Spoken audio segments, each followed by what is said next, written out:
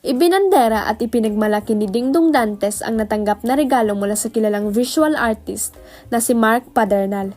Makikita sa Instagram account ng Kapuso Primetime King ang painting na ibinigay sa kanya ni Mark na naging kaibigan niya simula pa noong nasa grade school sila. Ipinanta ng visual artist ang portrait ni Dingdong kasama ang asawang si Marian Rivera na kuha mismo sa araw ng kanilang kasal, delivered in person by the master, and one of my best friends since grade school, himself.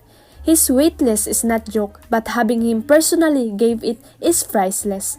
Ang bahagi ng caption ni Dingdong sa kanyang IG post. Dagdag pa niyang minsay, so proud of his timeless interpretation of our milestone.